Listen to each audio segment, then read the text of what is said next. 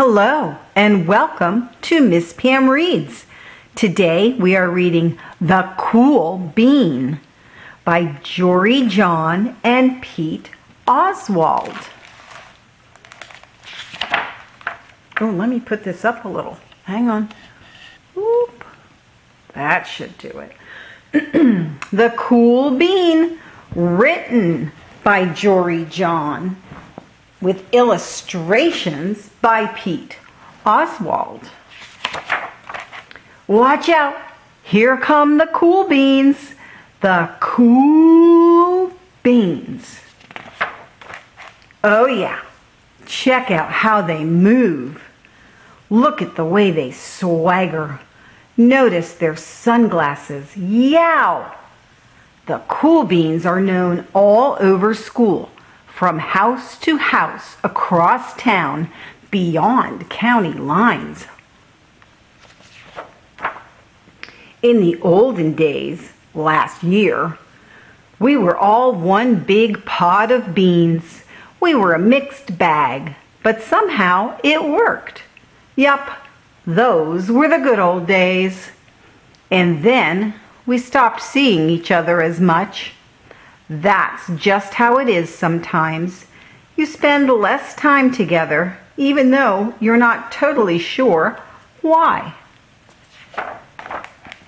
I watched as the beans I knew so well, the beans from my own pod, became the cool beans. Oh, they were so cool. One of them could play the guitar. Cool. One of them could draw the best superheroes. Cool. One of them could jump higher than any bean I'd ever known. Cool. Me? Well, I mostly stayed the same. Sure, I made some small changes. I wore sunglasses. Too big. I slicked my hair back. Too slick. I strutted around. Ow.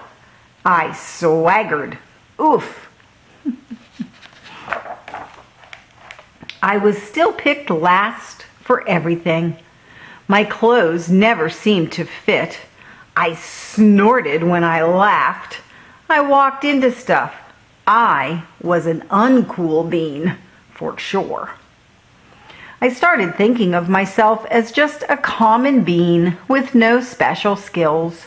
I couldn't compete, so I didn't even try.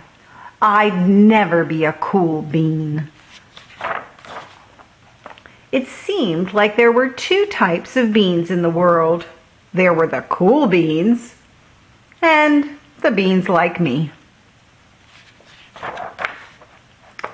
The days all blended together. I lived my life and things were just okay. I took tests and ate lunches and mostly kept to myself. The cool beans continued being cool. I mean, sure, I missed them a bit, but it's not like I was going to say anything. I felt like all that coolness had gotten in the way of our friendship. And that's how it went. Until one day, I was in the cafeteria. I dropped my lunch on my loafers. Oh no, not again. But then, something sort of miraculous happened. Out of nowhere, one of the cool beans helped me clean it up. He didn't even say anything. He just gave me a nod. That was it.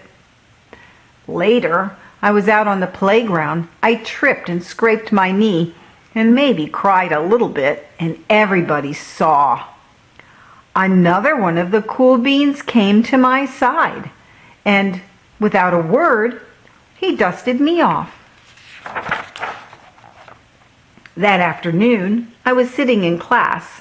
I wasn't really paying attention. I didn't notice, but our teacher had called on me. Everybody stared. I sat there in silence. Nobody said anything. And then everybody just laughed. at me. That was it. After today, I was officially a has-been. But then one of the cool beans stood up and came over to me. Everybody watched. She leaned in close and whispered, "Hey, the teacher asked you to read from page 32. Then she gave me a quick wink and went back to her seat. It was a small gesture, sure, but it was also everything. I walked home with a goofy smile on my face. I smiled all the way through dinner. That day made all the difference. It was a day that could have been really bad if not for the kindness of a few cool beans. It gave me a shred of confidence. That shred of confidence has continued to grow.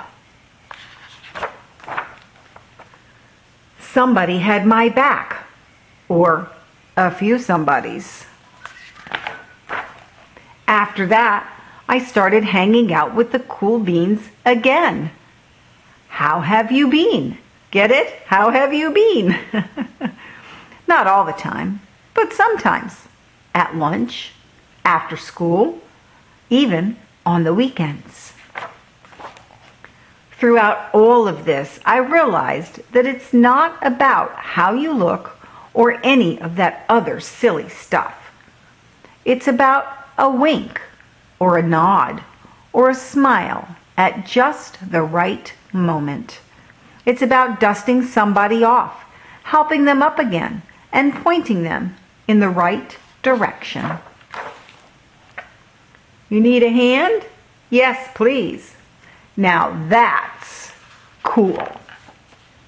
The end. Thank you for joining me for Miss PM Reads.